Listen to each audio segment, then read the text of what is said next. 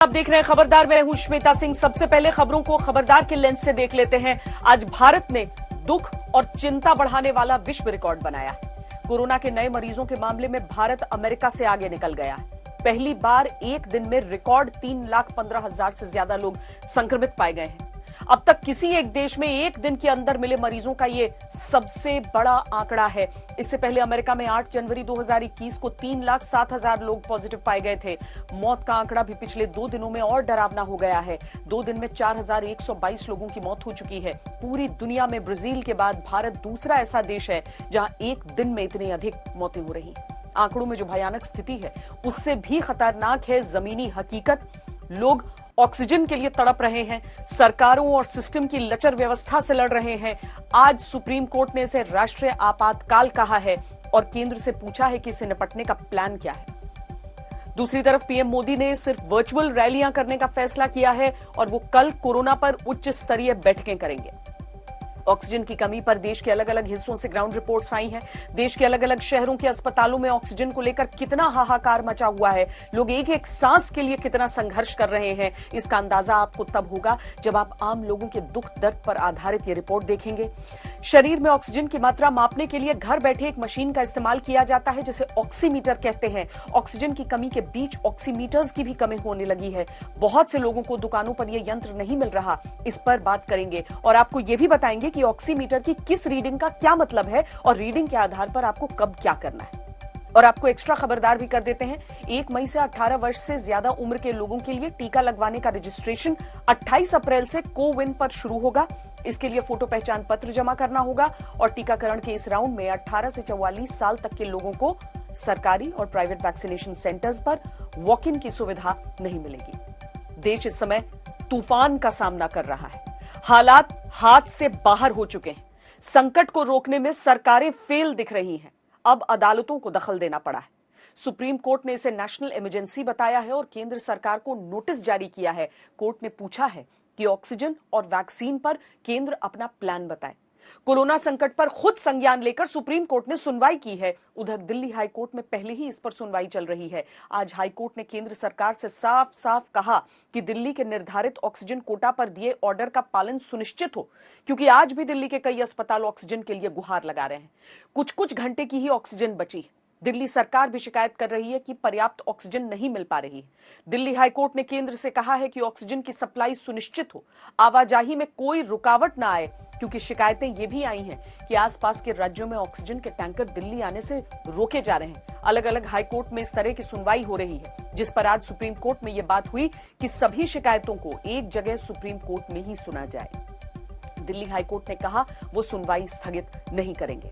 हालात सामान्य होने की जगह और बिगड़ते जा रहे हैं। खासतौर पर ऑक्सीजन के मामले में तो हर जगह हाहाकार है।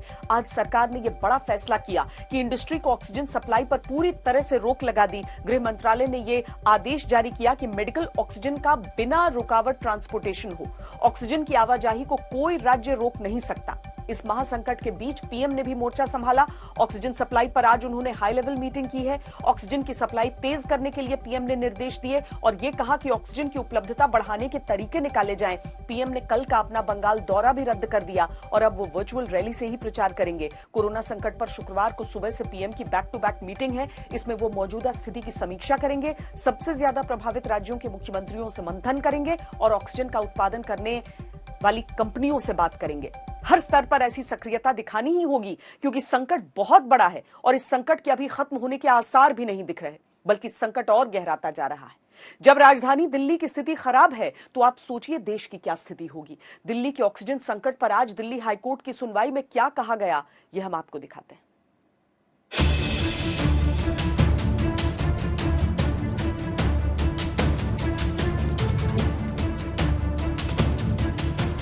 कोरोना के इस संकट में सुप्रीम कोर्ट ने केंद्र से नेशनल प्लान पूछा तो दिल्ली हाई कोर्ट 2 दिन से केंद्र को फटकार लगा रही है और ये सवाल पूछे जा रहे हैं कि दिल्ली में ऑक्सीजन के संकट पर क्या किया जा रहा है। आज हाई कोर्ट में दिल्ली सरकार के वकील ने कहा कि बुधवार को दिल्ली में 80-82 मीट्रिक टन ऑक्सीजन मिली थी और आज 1 भी टन ऑक्सीजन नहीं मिली। इस पर हाईकोर्ट ने केंद्र की खिंचाई की और कहा कि अगर सरकार चाहे तो जमीन आसमान एक कर सकती है, लेकिन ऑर्डर को अमल में लाने में गंभीरता नहीं दिख रही है। हाईकोर्ट ने केंद्र से कहा कि दिल्ली को 480 मीट्रिक टन ऑक्सीजन अलॉट करने के आदेश को तत्काल अमल में लाया जाए और अगर इसका पालन नहीं किया गया तो कोर्ट सख्ती से पेश आएगा। केंद्र ने हाईकोर्ट के सामने तमिलनाडु में बंद वेदांता कंपनी के तूतीकोरिन प्लांट को फिर से शुरू करने का मुद्दा उठाया और ये कहा कि इससे 1000 टन ऑक्सीजन का उत्पादन हो सकता है। दिल्ली हाईकोर्ट ने कल भी केंद्र को फटकार लगाई थी और कहा था कि जो भी करना पड़े करो, लेकिन ऑक्सीजन की सप्लाई सुनिश्चित करो, क्योंकि लोगों को मरने के लिए नहीं छोड़ा जा सकता है। इस पर केंद्र सरकार ने कोर्ट को भरोसा दिया था कि दिल्ली को 480 टन ऑक्सीजन की सप्लाई होगी, लेकिन जब ये नहीं हुई तो हाईकोर्ट ने आज सुनवाई में फिर केंद्र को फटकारा। हाईकोर्ट ने कहा कि दिल्ली के अस्पतालों की हालत बिगड़ती जा रही है। कई अस्पताल लगातार बता रहे हैं कि उनके पास कुछ घंटे से ज्यादा की ऑक्सीजन नहीं बची है। कोर्ट ने दिल्ली सरकार की उस शिकायत का संज्ञान लिया जिसमें ये कहा गया कि जिन राज्यों में ऑक्सीजन का उत्पादन हो रहा है वहां से ऑक्सीजन के ट्रांसपोर्टेशन में रुकावट आ रही है। कोर्ट में पानीपत के एक प्लांट से 140 मीट्रिक टन ऑक्सीजन दिल्ली लाने में रुकावटों पर बात की और ये कहा कि उन्हें बताया गया कि सप्लाई को फरीदाबाद बॉर्डर पर कई घंटों तक रोका गया। कोर्ट ने कहा कि गृह मंत्रालय के मुताबिक हरियाणा से उस आदेश का पालन करने को कहा गया जिसमें ऑक्सीजन के ट्रांसपोर्टेशन में रुकावट न डालने की बात की गई है, लेकिन ये भी होते नहीं दिखा। कोर्ट ने कहा कि केंद्र इस बात को सुनिश्चित करे कि डिजास्टर मैनेजमेंट एक्ट के तहत दिए गए ऑर्डर के बाद ऑक्सीजन के ट्रांसपोर्टेशन में राज्यों से रुकावट न आए। हाईकोर्ट ने केंद्र से कहा कि अगर कोर्ट के आदेशों और केंद्र के पास ऑर्डर का पालन नहीं किया गया और इससे जाने गई तो आपराधिक मामले के तहत कार्रवाई होगी। ये शिकायत लगातार आ रही है कि आसपास के राज्यों से दिल्ली को ऑक्सीजन लाने में रोका जा रहा है। खुद अस्पताल भी इसकी शिकायत कर रहे हैं। आज ही अपोलो अस्पताल के डायरेक्टर संगीता रेड्डी ने केंद्र सरकार से गुहार लगाते हुए ट्वीट किया कि पानीपत के प्लांट से एक टैंकर को हरियाणा पुलिस रोक रही है और ऑक्सीजन हरियाणा से बाहर नहीं जाने दे रही है। दिल्ली सरकार भी यूपी और हरियाणा जैसे राज्य सरकारों को कोस रही है और ऑक्सीजन ट्रांसपोर्टेशन में रुकावटें डालने का आरोप लगा रही है। उत्तर प्रदेश में मोदी नगर में उत्तर प्रदेश पुलिस और उत्तर प्रदेश के अधिकारियों ने वहां से डिलीवरी नहीं आने दी। कल उत्तर प्रदेश से सुचारू सिस्टम चला तो हरियाणा के अधिकारी वहां के प्लांट्स में जाके बैठ गए, उन्होंने वहां से नहीं जाने दी। अब क्योंकि पुलिस वहां की इस्तेमाल हो रही है दूसरे दिल्ली को ऑक्सीजन रोकने में, तो केंद्र सरकार से मेरा रिक्वेस्ट है कि भले ही आपको पैरामिलिट्री फोर्सेज लगानी पड़े, भले ही आपको ऑक्सीजन टैंकर के साथ में पैरामिलिट्री फोर्सेज लगा के उन प्लांट्स में ऑक्सीजन भरवानी पड़े, लेकिन ये आपको इंटरवीन करना पड़ेगा, वरना बहुत मुश्किल हो जाएगा संभालना। और ऑक्सीजन को लेके जो जंगल राज पिछले 3 दिन से चल रहा है वो और आगे बढ़ेगा और स्थिति बहुत भयानक हो सकती है। ऐसे समय पर वो इस प्रकार के अफवाहें मत फैलाएं। हमारे हरियाणा में हम किसी के ऑक्सीजन नहीं रोक रहे हैं।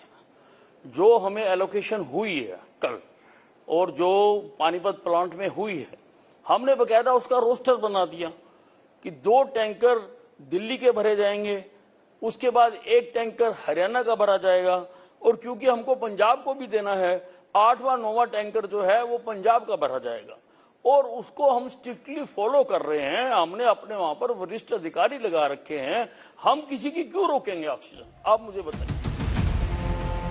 ये वो संकट है जिसमें एक दूसरे का साथ देना जरूरी है, क्योंकि दिल्ली और आसपास के अस्पतालों में जो संकट है वो लगातार गहराता जा रहा है। बड़े बड़े अस्पतालों की सांसें अटकी हैं।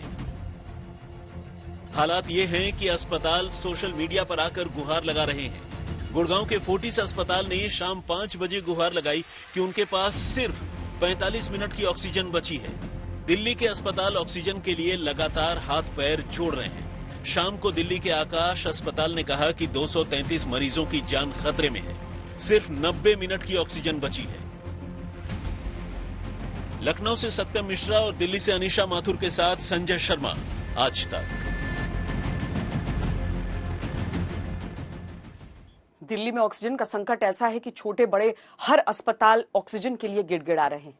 ऑक्सीजन का संकट दूर करने और इस पर सरकारों को कहने के लिए अस्पतालों को सोशल मीडिया का सहारा लेना पड़ा है। सीएम से लेकर पीएम तक सबसे गुहार लगाई जा रही है। 3 दिन में यह संकट लगातार बढ़ता जा रहा है। अस्पताल किसी तरह से अपना काम चला रहे हैं, कुछ कुछ घंटों की ही ऑक्सीजन बच रही है। ऐसे हालात में नए मरीजों को छोड़िए, जो मरीज अस्पतालों में भर्ती हैं, उनकी जान पर ही खतरा है।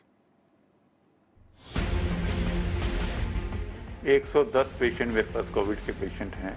मेरा ऑक्सीजन का जो स्टॉक है वो लगभग सूख चुका है, खत्म हो चुका है। हम जिस काम के लिए बने हुए हैं कि हॉस्पिटल को मरीजों को ट्रीट करने के लिए, बट अनफॉर्चुनेटली ऑक्सीजन ना होने की वजह से हमको कहना पड़ रहा है कि आप जाइए। वो डॉक्टर्स जो अपनी लाइफ को स्टेक पे रख के उनको सर्व करने के लिए आ रहे हैं, सर्व करना चाहते हैं। मेरी टीम जहाँ पे वो सर्व करने लिए बैठी है, सिर्फ इसलिए सर्व नहीं कर सकते कि वो ऑक्सीजन नहीं है। दिल्ली के ज्यादातर अस्पताल का यही हाल है। ऑक्सीजन की सप्लाई इतनी कम है कि अस्पतालों ने भी हाथ खड़े कर दिए। नए मरीज तो छोड़िए, जो भर्ती हैं, उनकी जान बचाने का ही संकट है। कल रात को ही मेरे पास इनॉक्स वालों को सप्लाई देनी चाहिए थी, जितनी देनी चाहिए थी उसके उन्होंने लगभग उसको आधा दिया है। आप जब मॉर्निंग में उनसे कहते हैं, बोले नहीं आप दूसरे वेंडर से करिए, इंतजाम करिए। मेरे पास में क्योंकि आई एंटिसिपेटेड कि ये प्रॉब्लम आ सकती है, हमने उनको एडवांस पेमेंट की हुई है कि हमारे को ताकि ऑक्सीजन सप्लाई हमारे पास आती रहे, लेकिन उसके बावजूद सप्लाई नहीं आई है। जब सप्लाई नहीं आएगी, मैं पेशेंट को डाई करते हुए नहीं देख सकता। इतना बड़ा संकट दिल्ली ने पहले कभी नहीं देखा। बड़े अस्पताल हों या छोटे अस्पताल, सरकारी हों या प्राइवेट, सब चीख पुकार रहे हैं, ऑक्सीजन के लिए गुहार लगा रहे हैं। न पैसा काम आ रहा है, न पहुंच काम आ रही है। पूर्वी दिल्ली के शांति मुकुंद अस्पताल ने तो ऑक्सीजन की कमी से मरीजों को डिस्चार्ज करना शुरू कर दिया। सरोज अस्पताल को दिल्ली हाईकोर्ट में अर्जी लगानी पड़ी कि ऑक्सीजन खत्म है, सिलेंडर से काम चलाया जा रहा है, 2-3 घंटे का स्टॉक ही बचा है और वेंडर जवाब नहीं दे रहा है। जनकपुरी के माता चनन देवी अस्पताल में सुबह ऑक्सीजन खत्म हो गई। यहाँ पर 200 से ज्यादा मरीज भर्ती हैं। रोहिणी के सरोज अस्पताल में सुबह सिर्फ 2 घंटे की ऑक्सीजन बची थी। यहाँ 130 मरीज भर्ती हैं। शाहदरा के राजीव गांधी अस्पताल में सुबह सिर्फ 1.5-2 घंटे की ऑक्सीजन बची थी। यहाँ 900 से ज्यादा मरीज भर्ती हैं। इस वक्त हम लोग माता चनन देवी हॉस्पिटल में मौजूद हैं। यहाँ पर सुबह एक स्थिति ऐसी आ गई थी कि टैंक खाली हो गए थे। 200 कोविड मरीज यहाँ पर एडमिट हैं, लेकिन उससे पहले कि ऑक्सीजन खत्म हो जाता, जो सिलेंडर्स थे वो प्रशासन ने लगा दिए और वो सिलेंडर लगातार फिलहाल जो है रिफिल का काम चल रहा है। क्या दिक्कत क्या हुई? ऑक्सीजन कम हो रही है लड़के। हाँ, तो ऑक्सीजन तो है हॉस्पिटल में, मना कर रहे हैं, है ही नहीं, ना बेड है ना ऑक्सीजन है। इसके सिवा मेरा कोई नहीं है। मैं बाइक चला कर रोता हुआ है उसके लिए, लेकिन कोई भी इसे सुन नहीं रहा। इससे कुछ मेरा कौन देखेगा? बेटी सियानी है, एक छोटी है गोद की। थके इन लोगों को, मैं पैर पकड़ने को भी तैयार हूँ, लेकिन एडमिट तो करेंगे। जब अस्पताल में भर्ती मरीजों की ही सांसों पर संकट है, तो बाकी उन लोगों को कौन देखने वाला है जो सांसें बचाने की उम्मीद में अस्पताल आ रहे हैं। काफी प्राइवेट हॉस्पिटल में लेकर गए हैं, जितने भी प्राइवेट हॉस्पिटल थे सबने मना कर दिया कि हमारे पास ऑक्सीजन की कमी है, ऑक्सीजन नहीं दे सकते, आप इनको किसी बड़े हॉस्पिटल में ले जाइए। उन्होंने नाम सजेस्ट किया था राजीव गांधी जीटीबी हॉस्पिटल। अभी हम राजीव गांधी में आए, राजीव गांधी में बोला, मैंने खूब रिक्वेस्ट करी, उन्होंने बोला नोडल ऑफिसर से बात कीजिए आप। नोडल ऑफिसर से उन्होंने बात करी, मैंने बोला आप हमारे को बेड नहीं दीजिए, कम से कम मरीज को ऑक्सीजन तो दे दीजिए प्लीज। उनका पल्स रेट गिरता है हर दिन। सुबह 4 बजे से घूम रहे प्राइवेट हॉस्पिटलों में, कहीं जगह नहीं मिल रही है। क्या व्यवस्था बना रखी है सरकार ने, क्या कर रखा है, कुछ समझ नहीं आ रहा। ये मैं सीमापुरी से आया हूँ, पुराने सीमापुरी से। हर उम्मीद से सांसें उखड़ रही हैं। जिनसे उम्मीद है वो खुद लाचार हैं। राजीव गांधी अस्पताल में सुबह 9:30 बजे जैसे तैसे ऑक्सीजन टैंकर पहुंचा तो जान में जान आई। कितनी देर की ऑक्सीजन बची है अभी और कितना इस्तेमाल हो जाएगी? अभी तो जब भरेंगे टैंक, कितनी ऑक्सीजन लेके आए हो आप? 15 टन है अभी। 10 टन 10 टन 10 टन कितनी चलेगी? 20 घंटे का बैकअप है। 20 घंटे का बैकअप। दिल्ली के अस्पतालों को देखने वाले रात रात भर दौड़ लगा रहे हैं। कोशिश यही है कि किसी तरह कहीं से भी ऑक्सीजन मिल जाए। किसी को मिल रही है, किसी को नहीं मिल रही है। जिसको मिल रही है वो भी कुछ घंटे ही सांस ले सकते हैं।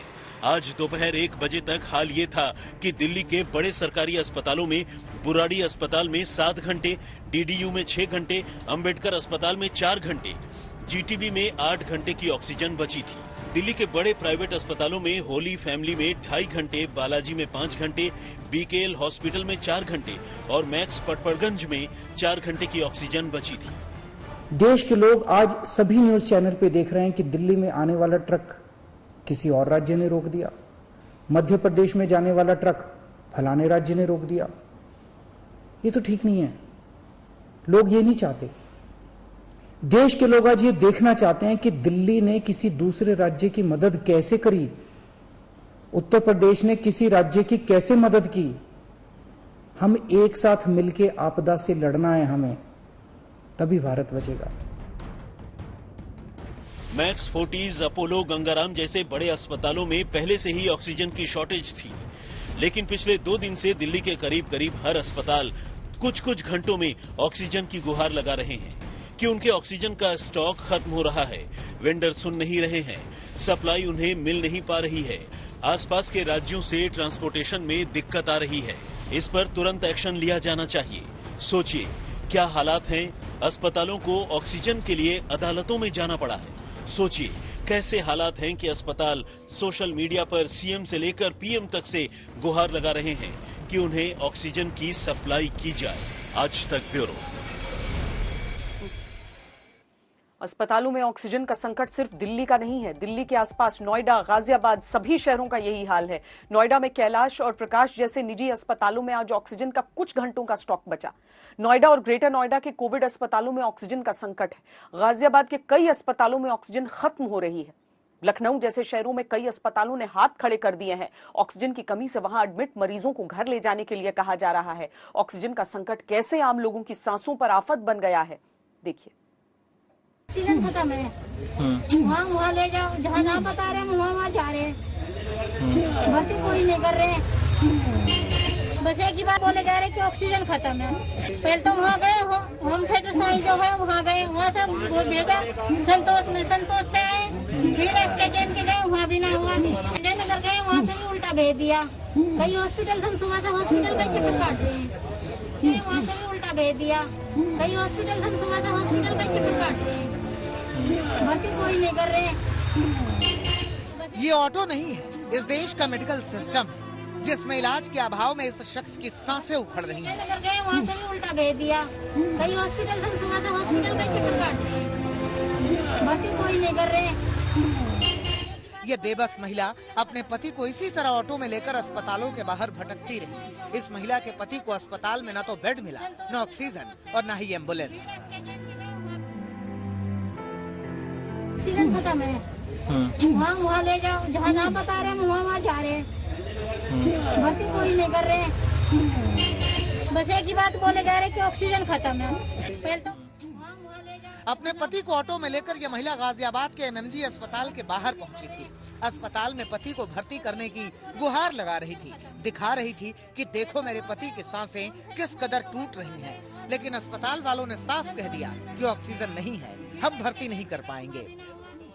तो वहाँ गए, होम थिएटर साइंस जो है वहाँ गए, वहाँ से वो भेजा संतोष में, संतोष से आए, फिर एसके के गए, वहाँ भी ना हुआ। संजय नगर गए, वहाँ से भी उल्टा भेज दिया। कई हॉस्पिटल हम सुबह से हॉस्पिटल का चक्कर काट रहे हैं।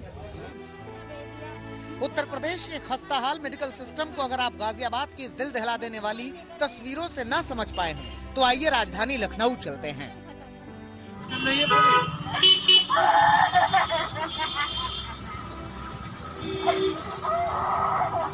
मेरे बच्चे घर में कम से कम चल तो रहे थे।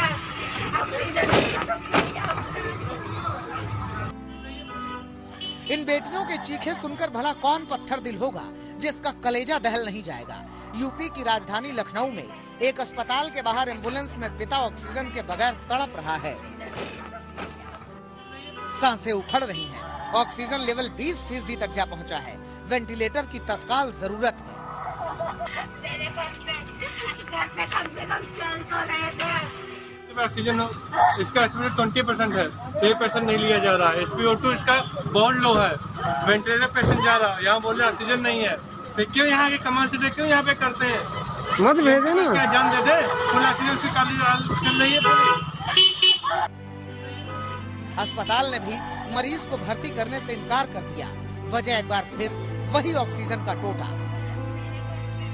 बेटियां चीख रही हैं, चिल्ला रही हैं, लेकिन अस्पताल भी बेबस है।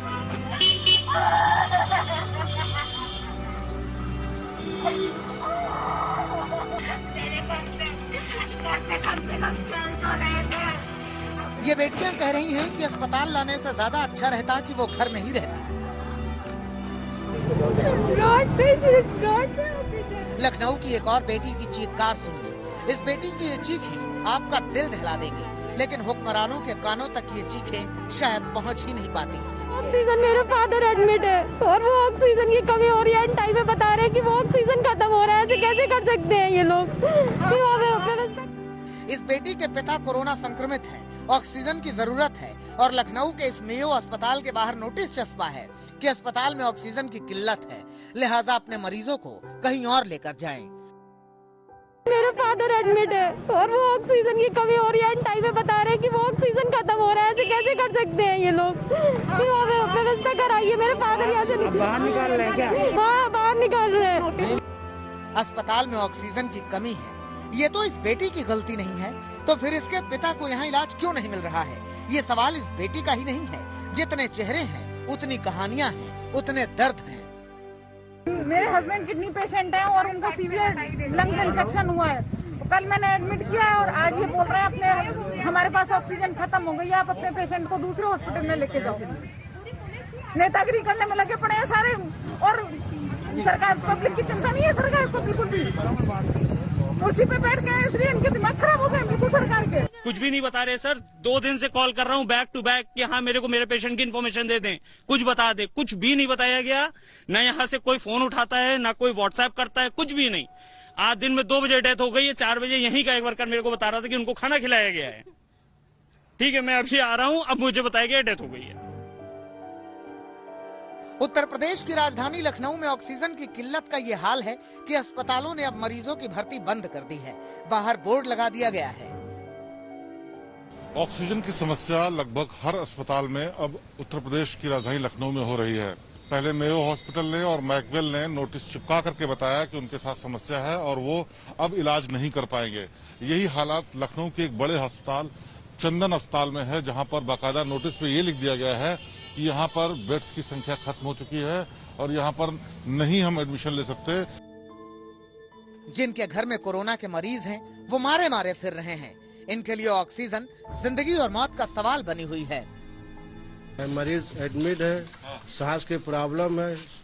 1 बजे कल आए हैं, कुछ खाए नहीं पिए, ऐसे बैठे हुए। फिर कह रहे गैस खत्म हो गया। कह रहे एसडीएम से बात किया, एसपी आया, मजिस्ट्रेट साहब आया, कुछ हुआ नहीं। ये दृश्य उत्तर प्रदेश के मेडिकल सिस्टम का हाल बयां करने के लिए काफी है। ये तस्वीरें यूपी के शाहजहांपुर मेडिकल कॉलेज की हैं, जहां ऑक्सीजन की कमी के चलते मरीज को रेफर कर दिया गया। परिजनों को एम्बुलेंस तक नहीं मिली। स्ट्रेचर पर मरीज और मरीजों के परिजनों के हाथों में ऑक्सीजन का सिलेंडर था और यूपी का मेडिकल सिस्टम वेंटिलेटर पर पहुंच चुका था। गाजियाबाद से मयंक के साथ शिवेंद्र श्रीवास्तव, लखनऊ, आज तक। देश भर में केवल ऑक्सीजन की कमी नहीं हो रही है। दरअसल कोरोना का यह संकट काल ऐसा है कि जिस चीज की जरूरत हो उसी की कमी हो जा रही। ऑक्सीजन से जुड़े उपकरण जो हैं, तमाम उपकरण, उनकी भी किल्लत हो रही है। शरीर में ऑक्सीजन की मात्रा मापने के लिए एक छोटी सी मशीन का इस्तेमाल होता है। उसे उंगली पर लगाकर आसानी से पता लगाया जा सकता है कि मरीज की स्थिति गंभीर है या नहीं है। लोग घरों में मॉनिटरिंग के लिए यह इस्तेमाल कर सकते हैं, लेकिन ऐसे ऑक्सीमीटर्स की भी कमी होने लगी है।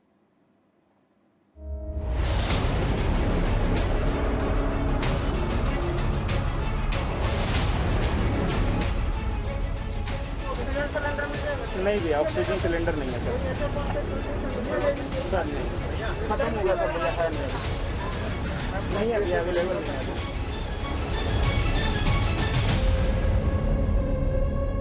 ऑक्सीजन की कमी से हर जगह त्राहिमाम है।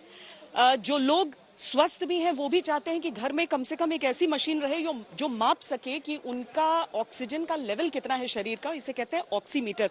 लेकिन ऑक्सीमीटर है क्या? ये तो होलसेल मार्केट है।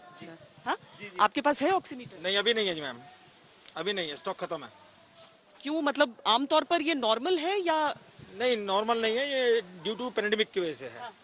एक्सेस सेल हो गई है, इस वजह से स्टॉक खत्म है। नेक्स्ट कब आएगा आपका स्टॉक? God knows.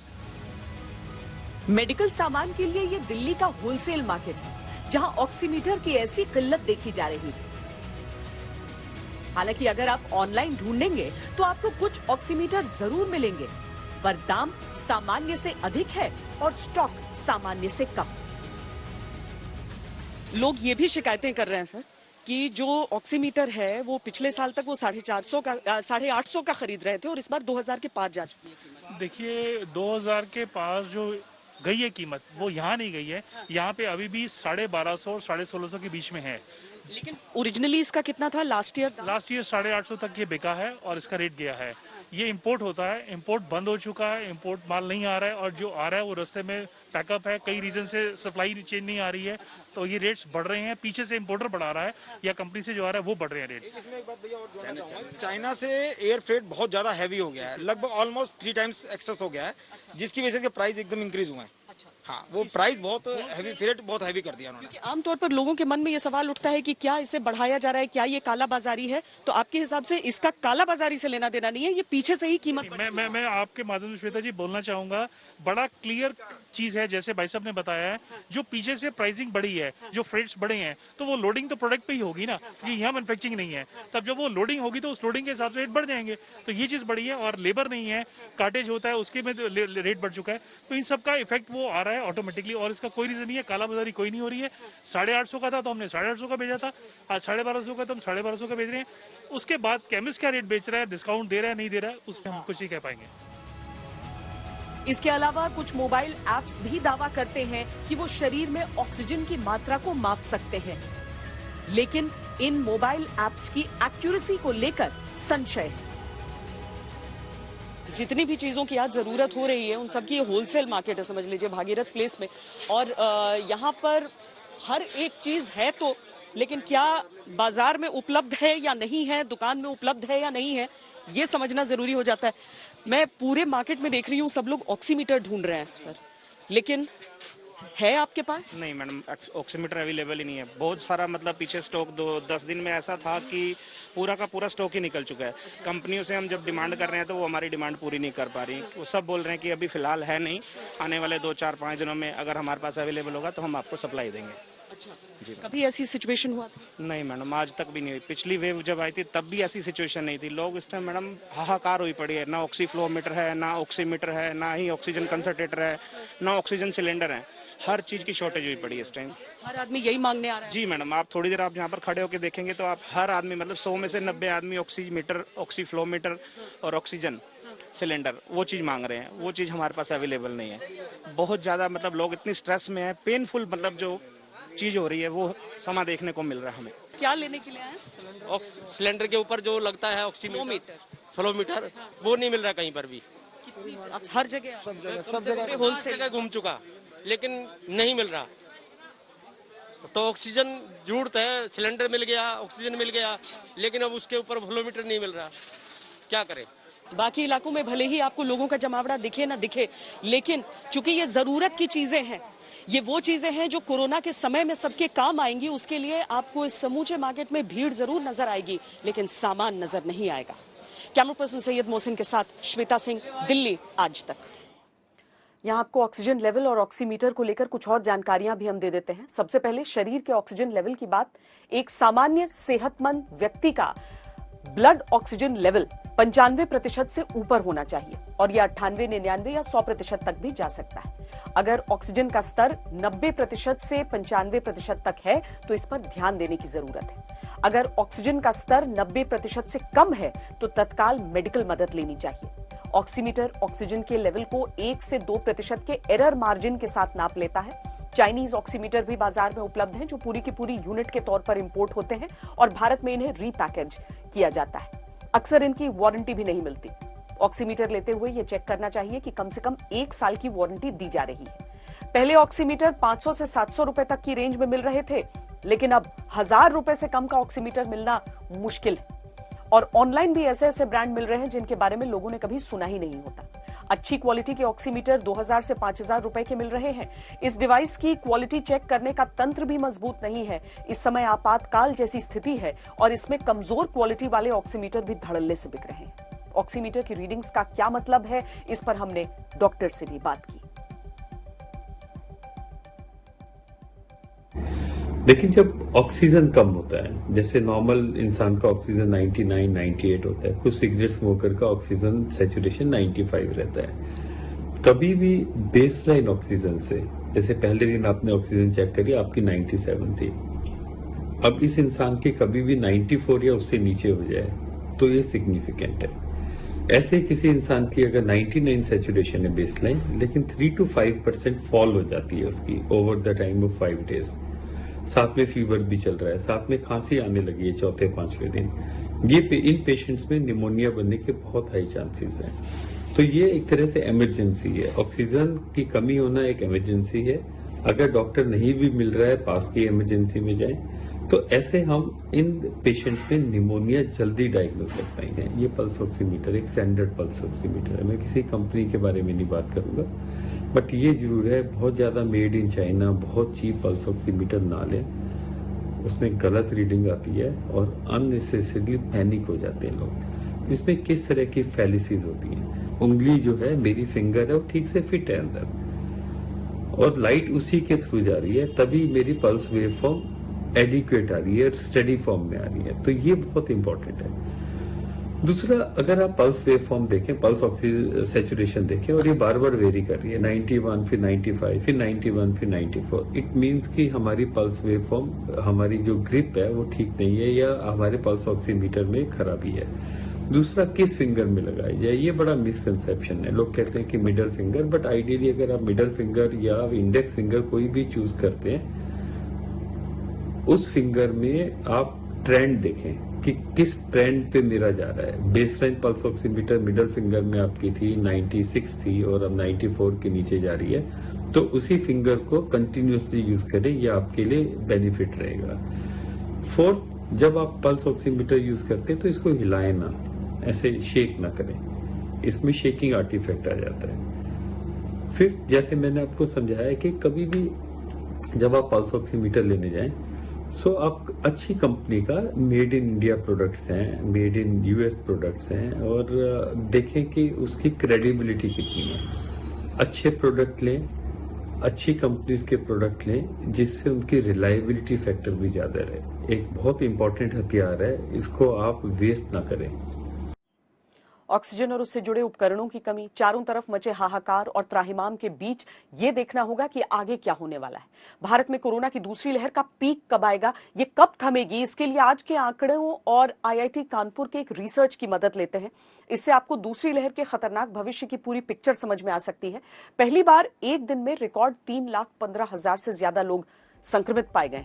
अब तक किसी एक देश में एक दिन के अंदर मिले मरीजों का यह सबसे बड़ा आंकड़ा है। इससे पहले अमेरिका में 8 जनवरी 2021 को 3,07,000 लोग पॉजिटिव पाए गए थे। दोनों देशों की तुलना करें तो हर रोज 1 लाख केस से 3 लाख केस आने में भारत को 16 दिन लगे, जबकि अमेरिका को इसमें 65 दिन लगे थे। यानी भारत में संक्रमण 4 गुना ज्यादा तेजी से फैला। लेकिन भारत के मुकाबले अमेरिका में करीब दोगुनी मौतें हुई थी। दुनिया में जितने कोरोना संक्रमित मरीज आ रहे हैं उनमें से 35% भारत से हैं, यानी हर 3 कोविड मरीजों में से 1 भारतीय है। 1 अप्रैल को यह आंकड़ा 10% था। इस समय किसी भी देश के मुकाबले भारत में 4 गुना ज्यादा केस रिपोर्ट हो रहे हैं। सवाल यह भी है कि दूसरी लहर का शिखर कब आएगा। अब तक जो डेटा उपलब्ध है उसके आधार पर वैज्ञानिकों का मानना है कि दूसरी लहर का पीक 11 से 15 मई तक आ सकता है और रोजाना संक्रमित होने वाले मरीजों का आंकड़ा 3.5 लाख के पार जाएगा। हालांकि ये इस बात पर भी निर्भर है कि टेस्ट कितनी तेजी से हो रहे हैं। अगर आईआईटी कानपुर के इस मॉडल को सही माना जाए तो मई के बीच में आने वाला कोरोना का ये पीक कोरोना की पहली लहर के मुकाबले 3 गुना ऊंचा होगा। पिछली बार 17 सितंबर को 10 लाख एक्टिव केस थे। इस बार 11 से 15 मई के बीच 33 से 35 लाख एक्टिव संक्रमित मरीज हो सकते हैं। हालांकि यह आंकड़ा इससे ज्यादा भी हो सकता है। 1 अप्रैल को इस मॉडल ने अनुमान लगाया था कि 15 से 20 अप्रैल के बीच पीक आ जाएगा और 10 लाख एक्टिव केस होंगे, लेकिन यह बढ़ता ही रहा। टेस्टिंग पर भी बहुत कुछ निर्भर करता है, इसीलिए एकदम सटीक अंदाजा लगा पाना काफी मुश्किल है। कोरोना की दूसरी लहर के सामने अभी तक केवल रेटिंग एजेंसियों के अनुमानों में कमी का ही जिक्र हो रहा था, लेकिन अब इस महामारी की वजह से ग्राहकों के भरोसे में हुई कमी का दावा एक एजेंसी की रिपोर्ट में किया गया है। अगर हालात जल्द नहीं सुधरे तो ग्राहकों के भरोसे में हुई ये कमी खपत आधारित भारतीय अर्थव्यवस्था को भारी नुकसान पहुंचा सकती है।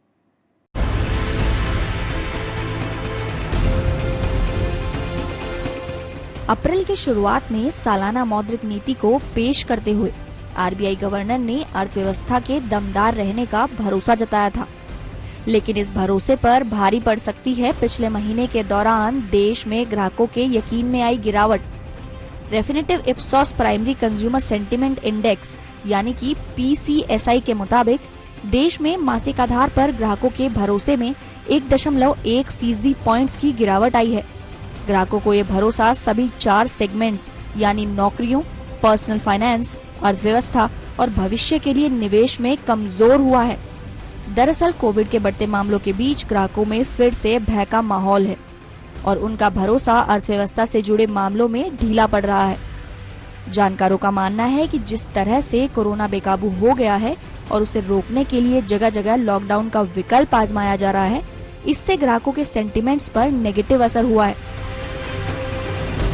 इस बार लॉकडाउन लगाने से चाहे सेंट्रल की सरकार हो या फिर स्टेट की सरकार हो, बचना चाहती है, क्योंकि पिछली बार जब लॉकडाउन लगा था तो एक दिन में इकोनॉमी में 1 लाख करोड़ रुपए का नुकसान देखने को मिला था। और अगर इस बार सरकार डिसीजन लेती है कि वो 1 महीने का लॉकडाउन करती है तो लगभग जीडीपी 2% तक गिरती हुई नजर आ सकती है। और इसी वजह से कोई भी यहां पर डिसीजन नहीं लेना चाहता और आम जनता को कोरोना में फंसता हुआ देख रहा है। फिलहाल अगर पूरी इंडस्ट्री की बात करें तो रियल एस्टेट है या इंफ्रास्ट्रक्चर है, इन सभी सेक्टर को तो बड़ा नुकसान होगा ही होगा, लेकिन ऑटो और मैन्युफैक्चरिंग या छोटे मोटे जो गृह उद्योग हैं उनको भी लॉकडाउन से काफी नेगेटिव इंपैक्ट होता है और इसी वजह से सरकार यहां पर बचती हुई नजर आ रही है। लेकिन कहीं ना कहीं से अगर कोरोना ज्यादा बढ़ जाता है, लॉकडाउन से अगर नहीं करते हैं तो उससे भी और बदतर हालात यहां पर पैदा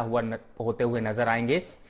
तो इंडस्ट्री चला पाना या फिर जो प्रोजेक्ट्स हैं उनको कंटिन्यू कर पाना काफी मुश्किल होगा। इसलिए सरकार को यहां पर जल्द से जल्द डिसीजन लेना होगा या फिर ये कहें कि मेडिकल सर्विसेज उतनी देनी होंगी जिससे कि इसको किसी भी तरीके से कंट्रोल किया जा सके।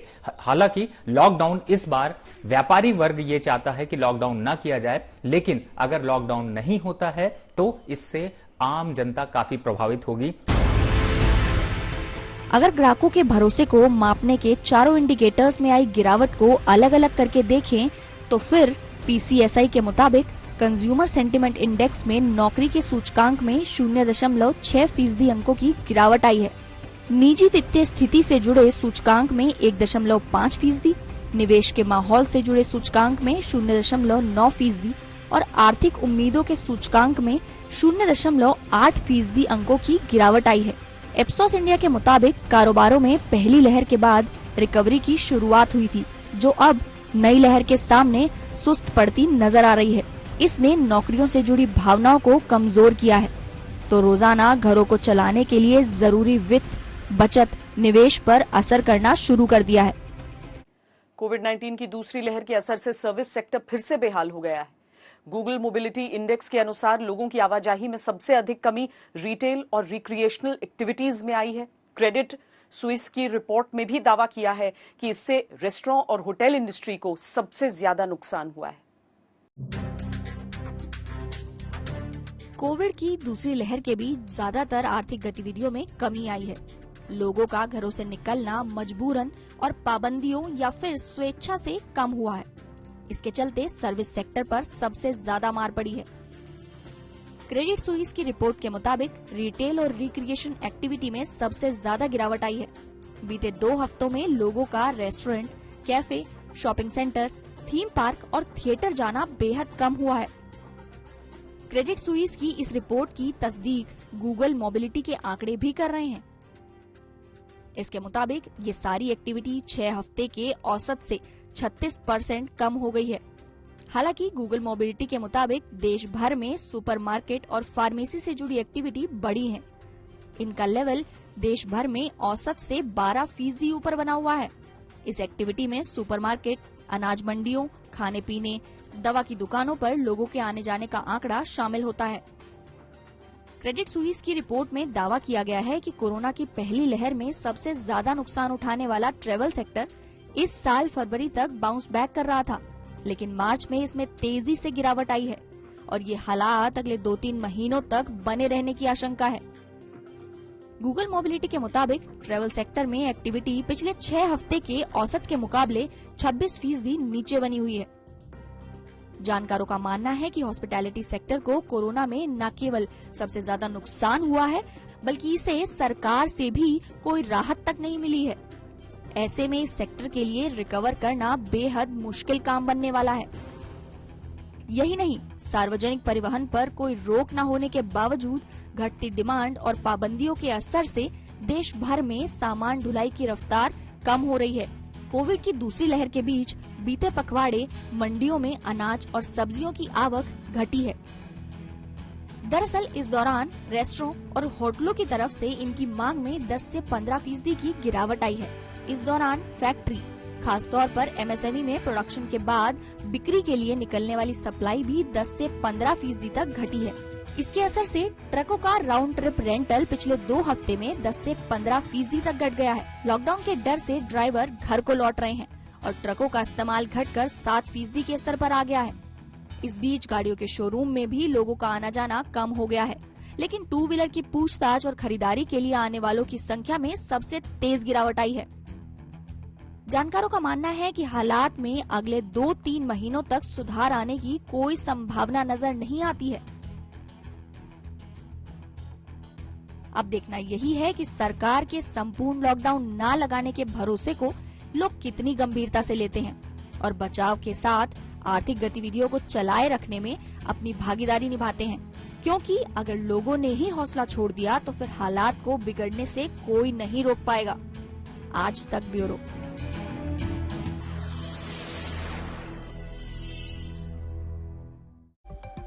खबरदार में आज के लिए इतना ही, लेकिन कहीं भी कभी भी हर खबर को जानने के लिए आप लॉग ऑन कीजिए www.aajtak.in पर या फिर डाउनलोड करें आज तक का मोबाइल ऐप और देखते रहिए आज तक।